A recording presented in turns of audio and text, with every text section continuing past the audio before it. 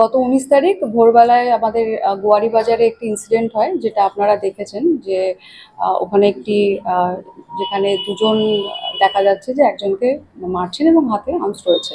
তো সেটাতে আমরা গতকাল উইদিন 7 to 8 আওয়ার্স আমরা দুজনকে অ্যারেস্ট করেছি। তাদের মধ্যে একজন হচ্ছেন সৈকত হালদার এবং একজন হচ্ছেন কুনাল হালদার। সৈকত হালদার, যার ডাকনাম হচ্ছে ডাকু, এবং কুনাল হালদারের নাম হচ্ছে টুবাই। তো যেটা আমরা প্রাইমা ফেসি প্রিলিমিনারি এনকোয়ারি থেকে যেটা আমরা দেখতে পাচ্ছি, ওদের একটা প্রিভিয়াস একটা রাইভেলরি ছিল। একটা কন্ট্রাক্টরের বিজনেস নিয়ে ওদের একটা টাকা পয়সা নিয়ে একটা ঝামেলার আগে থেকে চলছিল। তো সেটা নিয়ে একটা 7-8 মাস আগে ওদের মধ্যে ঝামেলাও হয়, এবং সেই পার্সোনাল রাইভেলরি থেকেই এই ইনসিডেন্টটা ওরা ঘটায়। এবং গতকালের ঘটনাটা সেটারই একটা রেজাল্ট।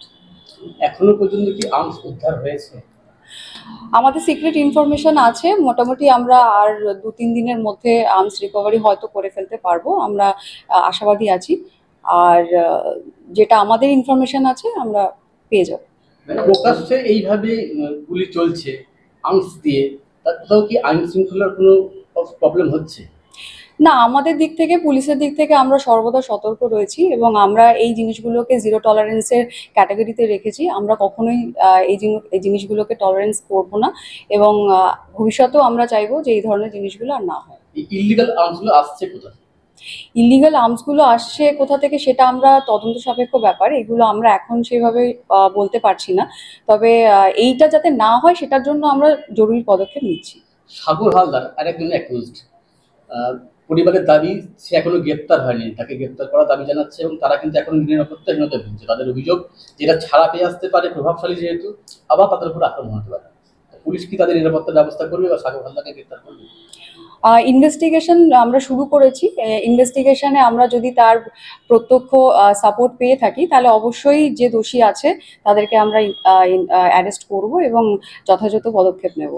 নিরাপত্তার বিষয়টা, নিরাপত্তা অলওয়েজ আমরা পুলিশের দিক থেকে, আমাদের কৃষ্ণনগর পিডির তরফ থেকে, কোতোয়ালি পিএস এর তরফ থেকে আমরা সর্বদা সতর্ক আছি, এবং ল অ্যান্ড অর্ডারের দিকটা আমরা খুব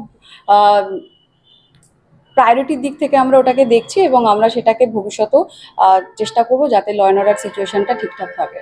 মুখ্যমন্ত্রীর নির্দেশের পরে অনেক আর্মস উদ্ধার হয় বিভিন্ন জায়গায় জেলা জুড়ে, তারপরেও এই আর্মসের বারবারন্ত, কোথাও কি ঘাটতি থাকছে পুলিশের নিরাপত্তা বা চেকিং এর বিষয়ে? না, আমাদের সবসময় স্পেশাল ড্রাইভ চলছে। আমরা প্রত্যেকবারই সতর্কভাবে আমাদের নাকা চেকিংও প্রত্যেক দিনই আমরা বিভিন্ন সেন্সিটিভ পয়েন্টগুলোতে রাখি, এবং আমাদের রিকভারিও আছে, আমরা আর্মস রিকভারিও করছি।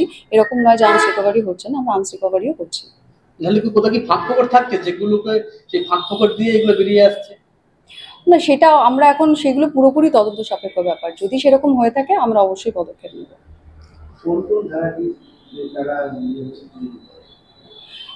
এরা হয়েছে 170, মানে নতুন যেহেতু বিএনএস এসছে, আমরা 117(3)তে আমরা দিয়েছি।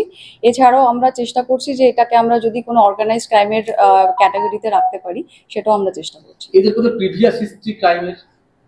প্রিভিয়াস হিস্ট্রি বলতে যে ডাকু হালদার, মানে যিনি সৈকত হালদার, ওনার এর আগে একটি কেস রয়েছে, এইটুকু আমাদের তদন্তে ধরা পড়েছে।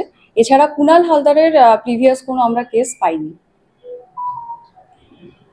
This channel does not promote any violent, harmful, or illegal activities. All content provided by this channel is meant for an educational purpose only.